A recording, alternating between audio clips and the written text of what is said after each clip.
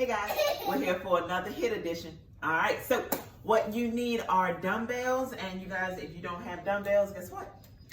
Use you some water bottles or whatever you have in hand that you have two of, pretty much the same weight that you can hold in hand. All right, so what you want to do is always warm up first, about 5 to 10 minutes. You can, run, you can do stairs, you can do jumping jacks, you can do butt kicks, high knees, use a treadmill, elliptical, bike, basically whatever you have to really get that heart rate up. So what you guys are going to do is you're going to do 5 exercises. That's going to be 45 seconds long each exercise, okay? And you're going to do as many rounds basically as your coach tells you. So it's either going to be 3, 4, or 5 rounds. All right, let's do this. So the first thing you're going to do is going to be burpees with a squat, fast hammer curls, speed squats, push-ups, and flutter circles. All right, so we're going to get started. First things first is burpee with a squat. So you're going to come down into the plank position. You're going to jump your feet back forward, and then you're going to stand up and do a squat. Looks like this, hands down right under his shoulders.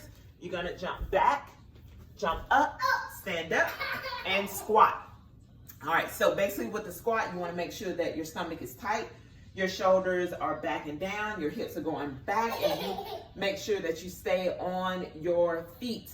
You don't want to put too much pressure on the heels, and you don't want to go too far forward towards your feet, but you definitely want to make sure that your knees stay right above your feet here, okay? So you're squatting just like so. Stand back up and do it once more. So you're going to have your hands down, jump back, jump up, stand up into the squat. You're more than welcome to hold on to weights as you do that as well. Now, modified would be to step back, step up, and squat. So hands down, step back, up, stand, squat. If you have any issues with the knees, you don't have to squat as deep.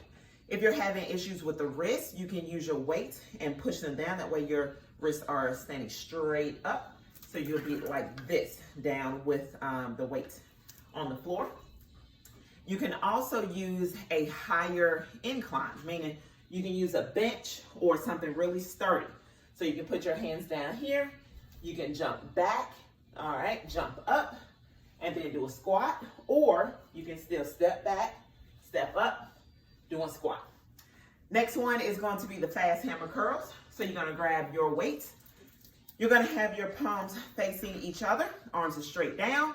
You're going to bring your right arm up towards that shoulder, and as you're coming back down, the other arm is going to come up to the shoulder. So you're keeping everything nice and tight, shoulders back and down, stomach tight. You don't want to be doing this as you're hammer curling.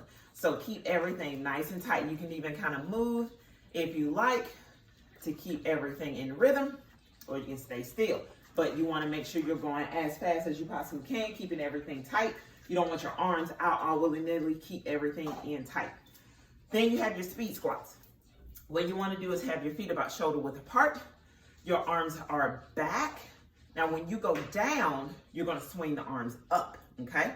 So as I go down, I'm swinging my arms up. They're going to be to about forehead level, and then I'm going to go back down again. So we're here. So arms back, hips back. As I go down, my arms come up, and then I come back down, swinging my arms as I go. So you basically want to go as far down as you can and come back up as fast as you can.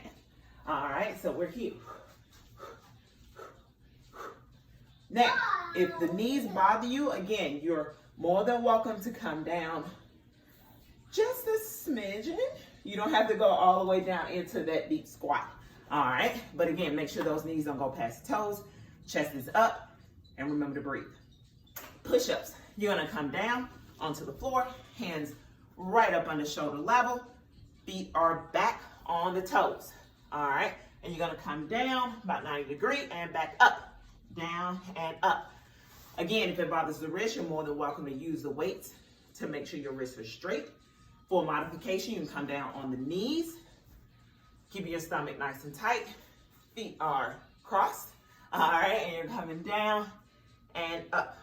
Sometimes you can also go a little bit wider than shoulder level to get a little bit more balance if you need it. Down and up. Now, if being on the ground is still too much, you can always, again, use something nice and incline. Same movement here. All right, and then for the last one, you're gonna give me the flutter sickle. So you're gonna lay it down on your back. Hands are behind your head like you're doing a bicycle.